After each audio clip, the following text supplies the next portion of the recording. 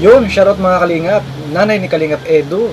Gusto na mag-aapo at Kuya Bal. Tinanong ang nanay ni Kalingap Edu kung may dinadala bang babae si Kalingap Edu sa kanilang tahanan. Ang sagot, ayan ang pag-uusapan natin.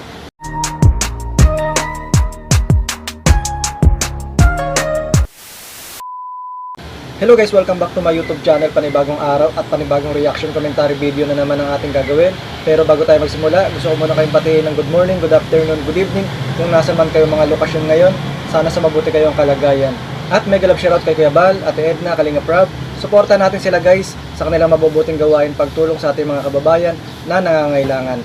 At mega love shoutout sa mga Kalingap Angels natin dyan. Shoutout nga pala sa mga ka-EDC natin dyan, ka-Jomcar, kami Chris, mga ka-Joynatics. Suporta natin guys ang mga Kalingap Angels. At guys, iniimbitahan ko kayo na mag-subscribe sa aking munting channel para naman lagi kayong updated sa aking mga reaction commentary video. At so ayun nga guys, nakausap ni Kuya Bal at Ate Edna, ang nanay ni Kalingap Edu. Narito ang video, panoorin muna natin at gagawa natin ang reaction video. Mabati lang kami sa'yo kasi ang age 18 months na rin na. Ha? Alam mo na?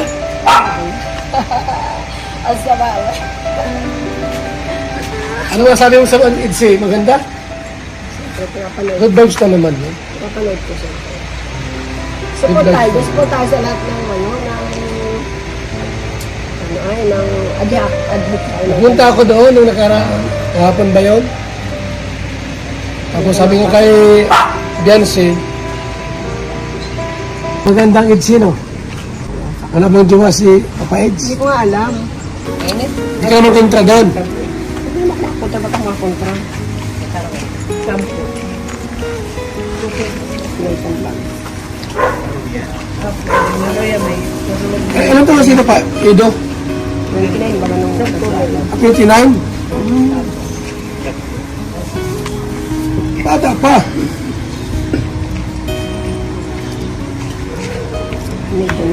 Wala pang jowa si ano? Wala? Mayroon na rin. Kaido. Diba kung lang nakikilala nga. Walang dala ito lalaki? Babae? Dala dito ng babae sa Ito na. Ito na, okay. Like, gusto ko. Paano daw yun ang sabi ni Kuya Bal, after 2 years daw, kung payag sa Beyonce na pakasal kay Edo, sabi ni Beyonce payag siya. Paano yun, makakaroon ka naman nunggang. Wala na ba? Hindi problema. Kaya maganda para may apo ka na agad, ano? Late na nga niya para magka-apo.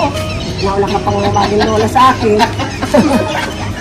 Ito ngayon, nilad niya na, lulubay. Panganay siya sa akin, nauna pa magka-apo. Ay, senior na, wala pang, wala pang, Apo. wala pang lola. Wala pang legit na.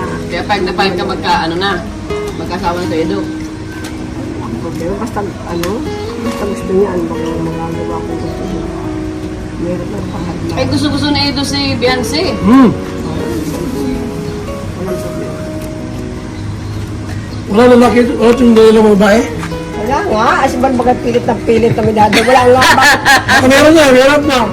Hindi naman pwede magdala ng Kano, magayo sponsor. Pakila na.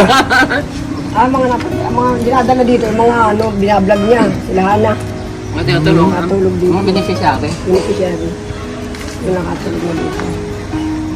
At ayun nga guys, napanood natin, nakausap ni Kuya Bal at Ate Edna, ang nanay ni Kalingap Edu, na very supportive. Maging sa EDC ay talagang updated siya at sa mga vlog ni Kuya Bal, updated din siya. So nakausap nga rin ni Kuya Bal, ang nanay ni Kalingap Edu, na tinanong niya kung may dinadala bang babae si Kalingap Edu sa kanyang tahanan. At nakulitan na nga ang nanay ni Kalingap Edu at ang sabi ay wala talagang dinadalang babae si Kalingap Edu. So ayun guys, malinaw, secured talaga ang pagmamahalan ni Beyonce at saka ni Kalingap Edu. At si Kalingap Edu, kung may dalahin man daw yung mga beneficiary niya lamang. At ayun nga, sa nanay ni Kalingap Edu, na ready na rin siyang magkaroon ng apo. At kung sakali, di ba, magkatuluyan si Beyonce at saka si Kalingap Edu, ay talagang matutuloy na magkakaroon ng apo ang nanay ni Kalingap Edu. Pero alam naman natin na nag-aaral pa si Beyonce at may mga pangarap pa sa buhay. Pero hintayin na lang natin. Pero syempre, dito naman sa mga ganyang relasyon, sana maiwasan nila yung mga tukso para talaga sila ay magtagal, 'di ba? Kasi sa mga relasyon may mga tukso talaga 'yan. So, sana magkatuluyan sila. So, yung nanay ni Kalingap Edu, very supportive at ganun din naman sa side ni Biancy, yung nanay ni Biancy at saka tatay ni Biancy ay tiwala kay Kalingap Edu na alam naman nila kasi si Kalingap Edu ay marespeto at alam nila na aalagaan si Biancy. Kaya panatag sila kay Kalingap Edu.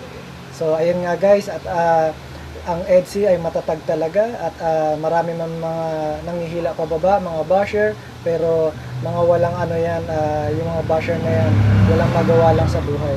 Ang EDSI ay nananatiling matatag. So, supportahan lang natin ang EDSI, supportahan natin si Kalingap Edu. So, ayun lang guys ang aking reaction video for today at maraming salamat. Magkita-kita ulit tayo sa next video. Thank you for watching.